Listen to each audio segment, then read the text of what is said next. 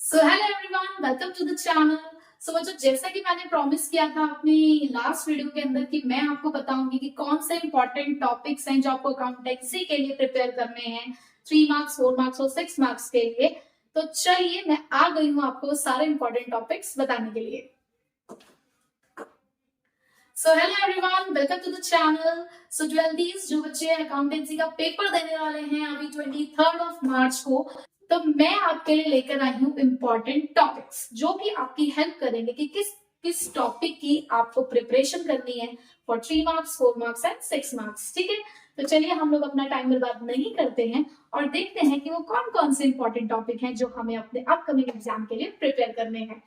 सो बच्चों, स्क्रीन पर आपको क्वेश्चंस दिख रहे होंगे सामने। हम वन बाय वन इसको डिस्कस करते हैं कि कौन कौन से क्वेश्चंस हैं जो हमें यहाँ पर प्रिपेयर करने हैं। तो देखो बच्चों, यहाँ पर पार्ट ए के अंदर जो हमारे पास 3 मार्क्स के क्वेश्चन हैं वो थोड़े से ज्यादा हैं, 10 क्वेश्चन है। क्योंकि आपने देखा होगा कि अगर हमारे पास 3 मार्क्स के मैं टोटल नंबर ऑफ क्वेश्चन देखूं तो वो 6 है। ठीक है, अब उस 6 में से पार्ट ए में 4 क्वेश्चन आएंगे। तो यहाँ पर अगर हम देखें तो 3 मार्क्स के क्वेश्चन की जो कवरेज है हमारे पेपर में वो थोड़ी ज्यादा है। ठीक है, तो इसलिए यहाँ पर आपको जो नंबर ऑफ टॉपिक्स मिलेंगे वो भी ज्यादा मिलेंगे। ठीक है, तो पहला टॉपिक है कैलकुलेशन ऑफ रिटायरिंग और disease partners goodwill with journal entry. यानी कि आपको रिटायरिंग पार्टनर की गुडविल निकालनी आनी चाहिए या डिसीज पार्टनर की गुडविल निकालनी आनी चाहिए जर्नल एंट्री के साथ। अब आपको पता है कि एक ही एंट्री होती है रिटायरमेंट और डेथ में गुडविल की, कौन सी? Gaining partners capital account debit to sacrificing partners capital account. भाई हमारा जो रिटायरिंग पार्टनर है या जो हमारे डिसीज पार्टनर है वो भी सेक्रीफाइसिंग होता है। तो मैं इसको ऐसे बोल सकती हूँ, gaining partners capital account debit to sacrificing partners capital account और to the outgoing partners capital account. ठीक है, कौन सी रेशियो में डिस्ट्रीब्यूट होती है गुडविल? गेनिंग रेशियो में। इसी के साथ अगर एग्जिस्टिंग गुडविल आ जाए तो ओल्ड पार्टनर्स टू गुडविल, ये आपने पढ़ रखी है एंट्री। दूसरी बात, हिडन गुडविल के साथ भी ये क्वेश्चन आ सकता है जिसमें आपको रिटायरिंग या डिसीज पार्टनर की गुडविल कैलकुलेट करनी होगी, उसके बाद उसकी एंट्री करनी होगी। ठीक है, उसके बाद जो सेकंड टॉपिक है हमारे पास 3 मार्क्स के लिए वो है पास्ट एडजस्टमेंट। तो पास्ट एडजस्टमेंट वाले टॉपिक को आपको प्रिपेयर करना है क्योंकि 3 नंबर में पास्ट एडजस्टमेंट अगर आप प्रिपेयर करो तो बहुत ज्यादा एडजस्टमेंट्स के साथ नहीं आएगा। तो जो बेसिक एडजस्टमेंट है आप उसकी प्रिपरेशन कर सकते हैं। थर्ड टॉपिक है हमारे पास issue of debentures for consideration other than cash. जी हाँ, देखो डिबेंचर्स और शेयर्स दोनों में ये टॉपिक कॉमन है, तो ये ज्यादा चांसेस होते हैं कि डिबेंचर्स में से ही इस क्वेश्चन को पूछा जाता है। तो आपने कंसिडरेशन अदर देन कैश वाला टॉपिक जरूर प्रिपेयर करना है क्योंकि ये लगातार पूछा जा रहा है। उसके बाद इंटरेस्ट ऑन डिबेंचर्स। देखो जनरली जो इंटरेस्ट ऑन डिबेंचर्स का क्वेश्चन पूछा जाता है वो 6 मंथ्स के लिए एंट्री होती है। तो वो कह देते हैं कि पहले 6 मंथ्स की सिर्फ आप एंट्री करो, तो उसमें से 3 ही एंट्री आपको करनी होती है ज्यादातर। तो 3 एंट्री 3 नंबर में बहुत आसानी से आपसे पूछी जा सकती है, तो इसको आप प्रिपेयर करें। प्लस इसके साथ आप कॉलेक्टर में प्रिपेयर कर सकते हैं क्योंकि समटाइम्स ऐसा होता है कि वो पार्ट्स में क्वेश्चन को दे देते हैं। तो यहाँ पर आपके पास कोलेट्रल का क्वेश्चन भी हो सकता है साथ में और इंटरेस्ट का भी, और दोनों सेपरेट भी आ सकते हैं। ठीक है, तो कोलेट्रल भी, कोलेट्रल सिक्योरिटी वाला क्वेश्चन कोई ऐसा नहीं है जो 6 नंबर में या 4 नंबर में पूछा जाए। भाई पेपर का अगर मैं कहूँ कि जैसे इजी पेपर होता है तो इजी पेपर में 4 नंबर में अगर कोलेट्रल पूछ लिया गया तो बहुत अच्छी बात है, बट वैसे कोलेट्रल आपके लिए ज्यादा मार्क्स का क्वेश्चन नहीं है, तो इसलिए इसको आप 3 नंबर के लिए प्रिपेयर कर सकते हो। फिफ्थ है कि एक आपको क्वेश्चन ऐसा देखने को मिलेगा जिसमें सिर्फ फॉरफीचर रीइश्यू की एंट्री करनी होगी आपको, बट जरूरी नहीं है कि उसके अंदर सिर्फ एंट्री करनी हो, उसके अंदर कोई एक पर्टिकुलर अकाउंट बनाने के लिए आ सकता है। जैसे कि आपको पता है शेयर फॉरफीचर का अकाउंट ही आप उसके अंदर बनाएंगे। ठीक है, तो ऐसा आपको एक क्वेश्चन प्रिपेयर करना है। सिक्स्थ हमारे पास टॉपिक है कैलकुलेशन ऑफ गुडविल। अब कैलकुलेशन ऑफ गुडविल वही हमारा जो सेकंड चैप्टर है उसमें से जितने भी हमारे मेथड्स ऑफ गुडविल है उसमें से आपके पास एक क्वेश्चन आएगा। क्योंकि वेटेड एवरेज आजकल थोड़ा सा ज्यादा पूछा जा रहा है तो वेटेड एवरेज की आपको प्रैक्टिस करनी है, एवरेज प्रॉफिट की आपको प्रैक्टिस करनी है, बट विद एडजस्टमेंट करनी है। विदाउट एडजस्टमेंट क्वेश्चन नहीं पूछने वाले वो 3 नंबर में, क्योंकि अगर उन्होंने विदाउट एडजस्टमेंट क्वेश्चन पूछना है, देखो जो कैपिटलाइजेशन वाला टॉपिक है उसमें कोई एडजस्टमेंट खास आपको देखने को मिलती नहीं है, तो वो आप 1 मार्क के लिए प्रिपेयर कर सकते हो। बट अगर हम 3 नंबर की बात कर रहे हैं तो 3 नंबर में एडजस्टमेंट्स होंगी। उसके बाद calculation of disease partners profit. देखो 2 तरीके से उसका प्रॉफिट कैलकुलेट होता है, टाइम बेसिस, सेल्स बेसिस। तो ज्यादातर सेल्स बेसिस का क्वेश्चन आ जाता है।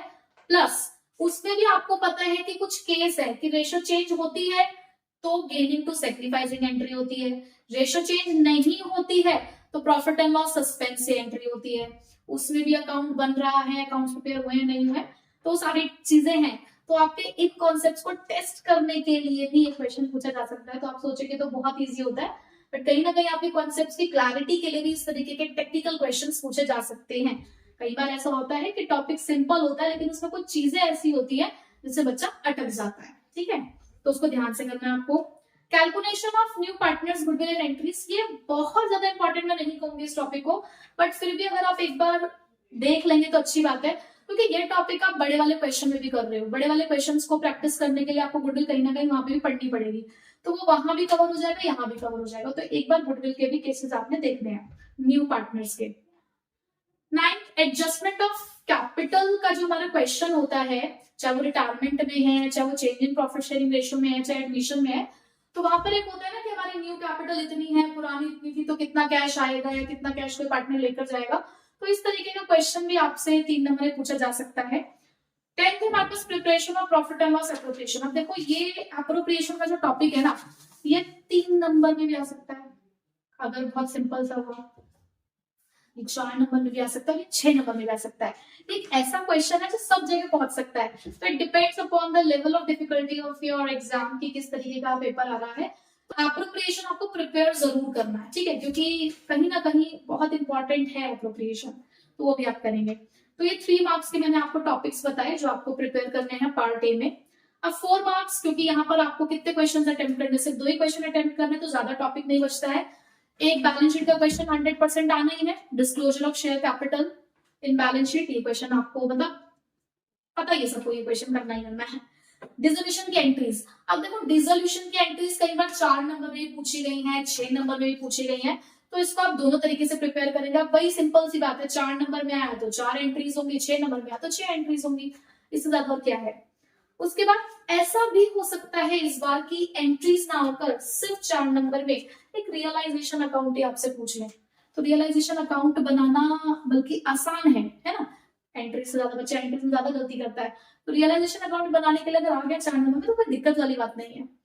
उसके अलावा डिस्ट्रीब्यूशन एंट्रीज, ये जो change in profit sharing ratio वाला हमारा चैप्टर है, उसमें एक्यूमुलेटेड प्रॉफिट लॉसेस रिजर्व्स का ट्रीटमेंट क्या होता है, अगर हमें बुक वैल्यू चेंज करनी है या बुक वैल्यू चेंज नहीं करनी है, तो ये वाला टॉपिक भी आपको प्रिपेयर करना है, ठीक है। ये तो हो गया 4 नंबर। अब 6 नंबर पे आते हैं। अब 6 नंबर में भी आपको पता है कि पार्ट ए 4 क्वेश्चन की कवरेज दे रहा है आपको, 5 में से 4 क्वेश्चन आपसे यहीं से पूछे जाने वाले हैं।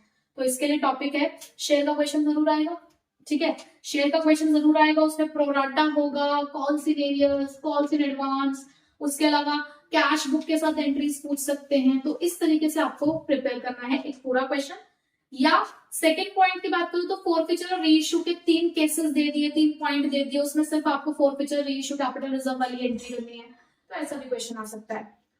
थर्ड इसके अंदर क्वेश्चन जो इंपॉर्टेंट है डिवेंचर का, जिसके अंदर issue of debenture with terms of redemption, redeemed at par के 3 केस, रिडीम्ड एट प्रीमियम के 3 केस, तो ये क्वेश्चन 100% आएगा ही आएगा। हो सकता है इसके साथ loss on issue of debenture की भी एंट्री आपसे पूछ ली जाए, ठीक है, तो 6 नंबर का एक क्वेश्चन यहाँ से बनता है। फिर एडमिशन रिटायरमेंट, ये तो ओपन क्वेश्चन है, सबको पता होता है कि एडमिशन और रिटायरमेंट का 6 नंबर का क्वेश्चन आएगा। अब जैसे कि क्योंकि 6 नंबर का क्वेश्चन है तो भाई तीनों अकाउंट आने के चांसेस तो कम है कि रिवैल्यूएशन भी करना है, पार्टनर्स कैपिटल भी करना है, बैलेंस शीट भी करनी है। देखो ऐसा तो नहीं हो सकता और ऐसा होना भी नहीं चाहिए।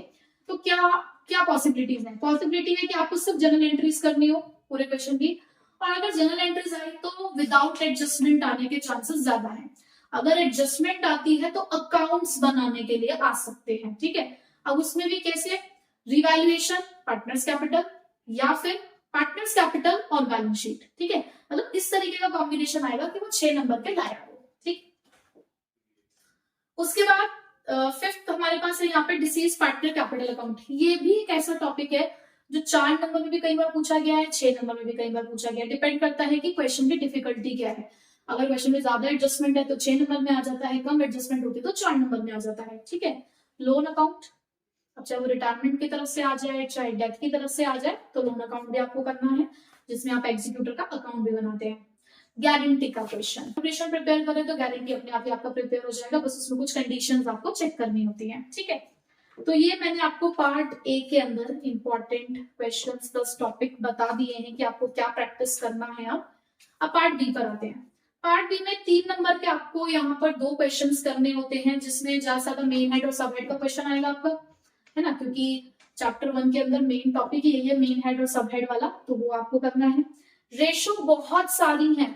अब देखो रेशो ना आपका इस पेपर में से 4 नंबर का ही आने वाला है, 3 नंबर का क्वेश्चन और 1 नंबर का एमसीक्यू आगे ज्यादा से ज्यादा, पर उस चैप्टर में करने के लिए बहुत कुछ है।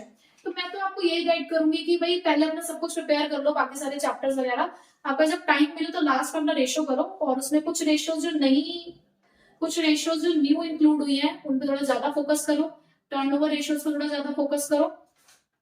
तो मैंने उसके अंदर आपको कुछ 2-3 बता भी दी है, अगर किस्मत अच्छी हुई तो इसमें से आपको देखने को मिल जाएंगी। Debt to capital employed, net assets turnover ratio, inventory turnover ratio, operating ratio और रिटर्न ऑन इन्वेस्टमेंट। मैं ये नहीं कहती बिल्कुल एग्जैक्टली यही आएगी, ये जो मोस्ट इंपॉर्टेंट मुझे लगती है या जो हम देखते आ रहे हैं ट्रेंड है, उसके अकॉर्डिंग मैंने आपको ये बताया है।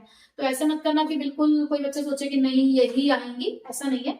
एक ये प्रेडिक्शन होती है कि ये आ सकती है, ठीक है। रेशो का इंक्रीज डिक्रीज का क्वेश्चन भी आपको हो सकता है 3 नंबर में इसके साथ चॉइस में देखने को मिल जाए कि अगर ये रेशो है तो ये इंक्रीज हो रही है, डिक्रीज हो रही है, तो इस तरीके का क्वेश्चन, ठीक है। 4 मार्क्स के लिए खुला क्वेश्चन, कॉमन साइज और कंपैरेटिव स्टेटमेंट का, और ज्यादा चांसेस है कि वो क्वेश्चन आपसे प्रॉफिट एंड लॉस का ही पूछा जाएगा, ठीक है। और अगर कॉमन साइज और कंपैरेटिव में चॉइस आती है तो आई प्रेफर कि आप कंपैरेटिव करें, क्योंकि उसको करने में टाइम कम लगता है। 6 मार्क्स का क्वेश्चन हम सभी को पता है कि कैश फ्लो स्टेटमेंट का आने वाला है। आपको पूरी स्टेटमेंट अगर आती है तो एडजस्टमेंट्स कम होंगी। अगर आपको ऑपरेटिंग, इन्वेस्टिंग, फाइनेंसिंग सब कुछ बनाने के लिए आया तो ज्यादा एडजस्टमेंट नहीं होंगे, हार्डली 1 और 2 एडजस्टमेंट होगी, जो कि इजिली आप कर सकते होगे। अगर सिर्फ 2 ही एक्टिविटी बनाने के लिए, जैसे ऑपरेटिंग इन्वेस्टिंग या इन्वेस्टिंग फाइनेंसिंग या फिर ऑपरेटिंग फाइनेंसिंग, तो अगर इस तरीके का कॉम्बिनेशन हुआ तो एडजस्टमेंट थोड़ी ज्यादा होंगी, ठीक है। तो एडजस्टमेंट भी आपको कौन कौन सी है जिसपे आपको मेन फोकस करना है, तो टैक्स की एडजस्टमेंट कि कब हमें अकाउंट बनाना है कब नहीं बनाना है, डेप्रिसिएशन से रिलेटेड एडजस्टमेंट आपको ध्यान रखनी है, इंटरेस्ट ऑन डिबेंचर के लिए आपको डेट अगर दे रखी है नीचे रिडेम्पशन की या इशू की तो उस चीज को ध्यान में रखना होता है। प्रपोज डिविडेंड आपको हमेशा नीचे एडजस्टमेंट में दिया होता है तो उस पर ध्यान रखना है। अगर इंटरिम डिविडेंड्स है या डिविडेंड का परसेंटेज दे रखा है, रिडेम्पशन हो रहा है प्रेफरेंस शेयर्स का, तो जो डेट्स अगर नीचे कोई दे रखी होती है तो उनका आपको ध्यान रखना है, ठीक है। तो ये मैंने आपको इंपॉर्टेंट टॉपिक्स बता दिए हैं। अभी भी कुछ नहीं करा है तो इन टॉपिक्स को प्रिपेयर कर लीजिए, सैंपल पेपर करो, और PYQs अगर कर सकते हो तो बिल्कुल आपको करने हैं, और इतना भी अगर आप कर लेंगे तो आपका पेपर बहुत बढ़िया तरीके से हो जाएगा। बेस्ट, और प्रिपरेशन अपनी करते रहिए, और बिल्कुल भी अभी आराम नहीं करना है। 23 तारीख को बहुत बढ़िया पेपर देकर आना है, और उसके बाद BST की भी तैयारी करनी है, तो ये जोश 27 तारीख तक बिल्कुल कम ना होने पाए, ठीक है बच्चों। So till then bye bye and all the best.